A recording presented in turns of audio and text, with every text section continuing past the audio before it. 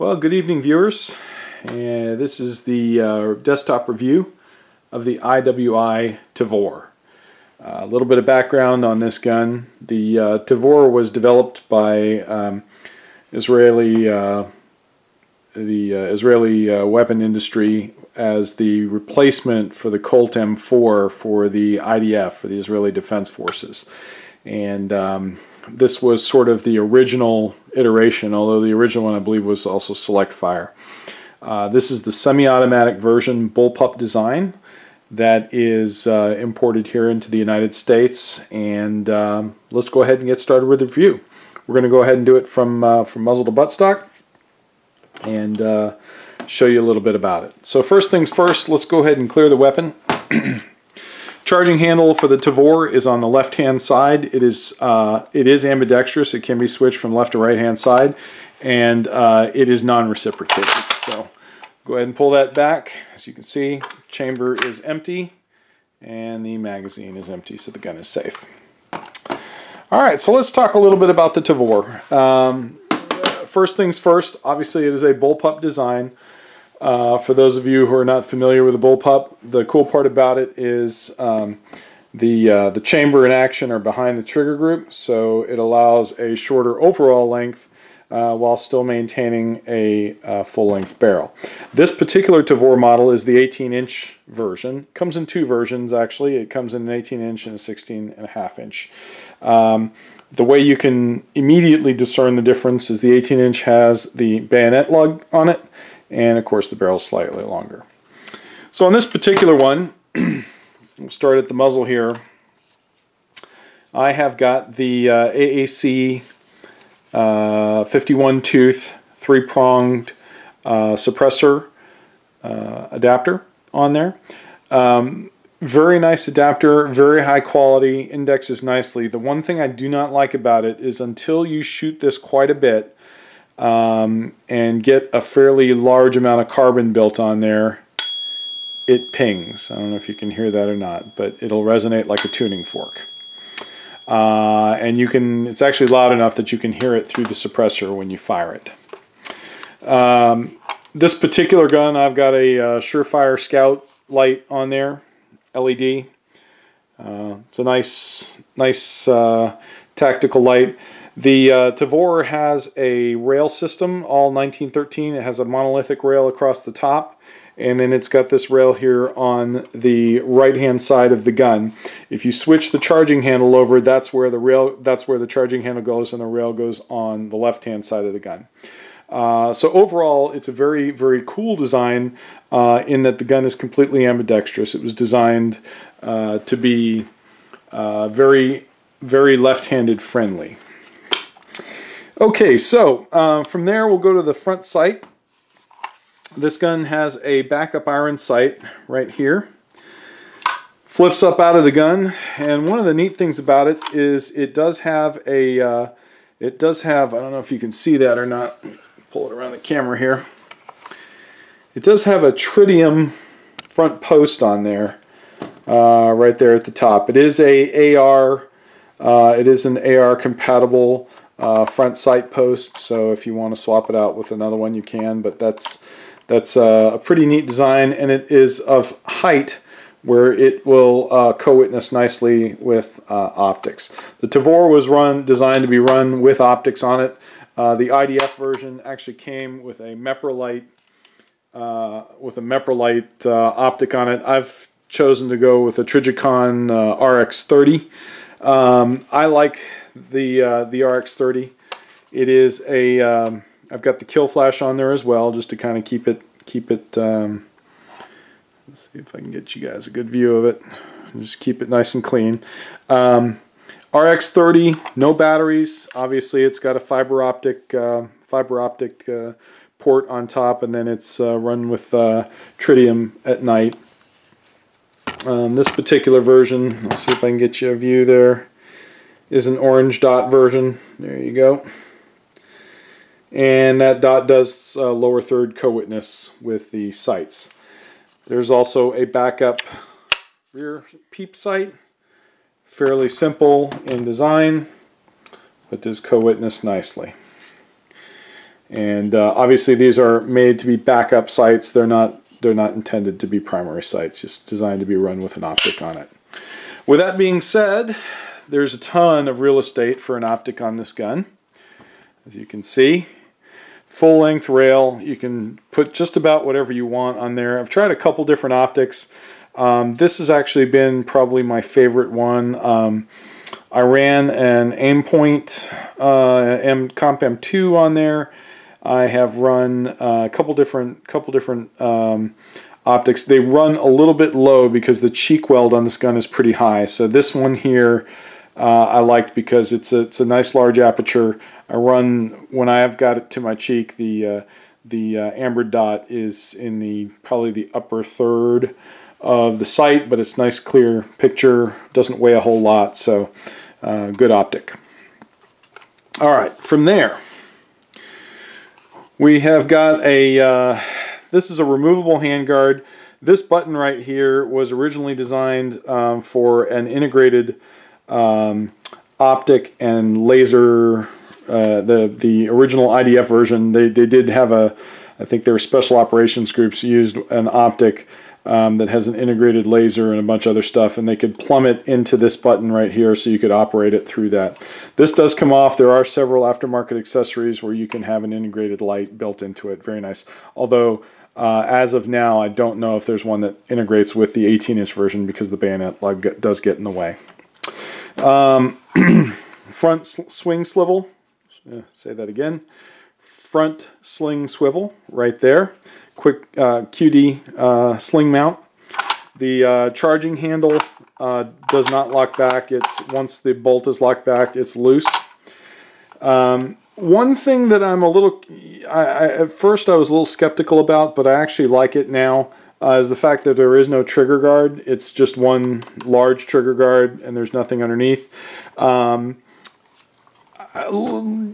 You know, a little concerned about that when I first got it. Very Steyr-AUG-ish, but it works great. I've shot this gun quite a bit, and absolutely no complaints about it now. The trigger on this, on the Tavor, there's a couple different. I'm going to set this thing down so you guys can see it a little bit better. There's a couple different. There are a couple different schools of thought on this trigger. It is an extremely heavy military trigger. There's a couple different things that you can do to lighten it up, and it being a bullpup, there are limitations to a bullpup trigger. You're not just because of the fact that it operates. It's always going to operate a trigger group that's in here in the back of the gun. There's going to be a lag and some slop in there, but I like the trigger on this gun. I think it works really well for a semi-automatic trigger. It is heavy, but once you get used to it, especially if you're firing it sort of under stress, you really don't feel the weight. But very nice. Now, this comes to some of the other really cool bits of the Tavor that I like. First and foremost is the mag release on it. The mag release on the Tavor, and by the way, Tavor takes AR-15 mags, Stay-Nags, but the magazine release on the Tavor is this trigger right here. And so when you insert the magazine into the gun and you execute a magazine change, you reach up and just pull that trigger and the magazine comes out in your hand. It is truly ambidextrous, and it is really, really nice because one of the drawbacks of a bullpup is it's oftentimes slower to do a mag change because you have to actually reach your weak hand has to reach behind the trigger group to grab the magazine. It's kind of down in the crook of your arm. This is probably one of the fastest mag changes of any bullpup design that I'm aware of, and I absolutely love it. This trigger magazine release has got me spoiled. I absolutely love it. Behind that is the bolt release. Again, a very, very large button, and so when you slam this magazine home, when you execute a magazine change, you're going to strip the empty magazine out, you're going to insert the new magazine, and in one motion you're going to hit this tab right here, and I'll get you guys a closer view of it. So there's your open bolt right here, and this is the mag release. And when you insert the magazine, you're going to insert the magazine, and you're just going to push up on this, and now you're back in the gunfight. And that right there is probably one of the neatest designs I've seen for a magazine release and a bolt release. The bolt release is big. It's easily manipulated with your hands, gloved hands, anything like that. So very, very cool design. Last couple things about the Tavor. Very nice heavy-duty rubber butt pad on the back. The gun actually is a dream to shoot. It's very low filt recoil. If you look at the bore axis of the gun, it's very high and straight in line with your shoulder. This is a gas operated, or excuse me, this is a gas piston operated gun. It was designed to function under extremely sandy desert conditions that you have in Israel and the Middle East. It is it's fairly lightweight. Actually weighs the exact same, weighs 8 pounds basically dry, so it's the same weight as a Colt. However, what's really neat is 2/3 of the mass of this gun are behind the trigger group. So 2/3 of the mass of the gun are resting against your shoulder, and it was designed by the IDF to be very, very comfortable to keep shouldered for a long period of time, and it is. You can hold it to your shoulder in a low ready position or in a high ready position for hours, and it feels like it weighs a lot less than it actually does. It's a great design. Ergonomically, quality, it's really nice. The barrel on this gun is actually stamped made in Israel. It is a cold hammer forged barrel. It's got a 1/7 twist on it, and it is chrome lined. So it is a very, very high quality barrel, and I can tell you right out of the box, I was shooting at 50 meters, shooting extremely tight and consistent groups with this gun. It will feed just about anything you give it. I've shot every variety of ammunition through it, from the very cheap to the very expensive, and it all feeds. It feeds beautifully. Just about any AR magazine will work on this gun, but I prefer. I'm a big Magpul Gen 2 guy. I think they're, for the money, they're the best magazines that you can get, and for this type of thing. I've done windowed PMags. I've done everything. Now the gun comes with a couple of IWI. They basically look, they're copies, or I'm not really sure who makes them, but they essentially look like a PMag. It's stamped IWI, but if you didn't know that, if I handed them to you in the dark, you probably wouldn't know the difference. They're polymer magazines, and I've used it. Although I've put just about every other magazine I own in this gun, and they all fit, they all function. So it's a great rifle. Drawbacks to the Tavor. It's not a cheap gun. It's, the better part of somewhere between $1,600 and $1,800, depending on where you buy it and what kind of a deal you get. It does require an optic. You're not going to shoot it without that. So whatever the retail price of the gun is that you buy, plan on putting at least another $300, $400, $500 in glass on top of it to make it really function properly. It is available in black. I've seen it in sort of a desert tan color, 16-inch barrel, 18-inch barrel, and one really cool thing about it, there is a 9mm conversion kit for this gun. There's also a full left-handed version, so you can either buy it left-handed from the factory, or you can convert your right-handed gun into a left-handed gun if you want.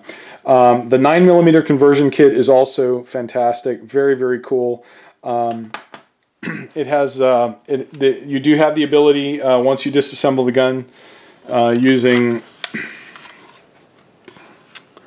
that control right there will help you get the barrel off the gun, and you can swap out the 9mm barrel and put the 9mm bolt group and 9mm mag well in there, and you can use it as a 9mm carbine. One thing I should mention, the 9mm kit is not drop-in. You can do it yourself, but it is a process, let's just say, to get the barrel off this gun. It's not a quick change barrel. It does come off, and comes off fairly simply, but you have to disassemble essentially the whole rifle in order to get it off. Couple other things, all the pins on this gun are captive, which is, again, very nice. It was designed for soldiers in mind. You're never going to lose a pin in the grass or in the sand or anywhere else. The polymer on it is of very high quality. It's nice and solid. It's got a good texture to it. And there's some other videos on YouTube that go over sort of the Tavor 6-point stance and you know, sort of how to hold it and all that good stuff. And it's a neat rifle. So anyway, that's my overview of the IWI Tavor. We'll probably do another couple videos on this gun as well. If you like the video, please give me a thumbs up, and don't forget to subscribe to the channel. We've got some other really cool gun videos coming up, some neat stuff. Thanks a bunch for your time. We'll see you next time.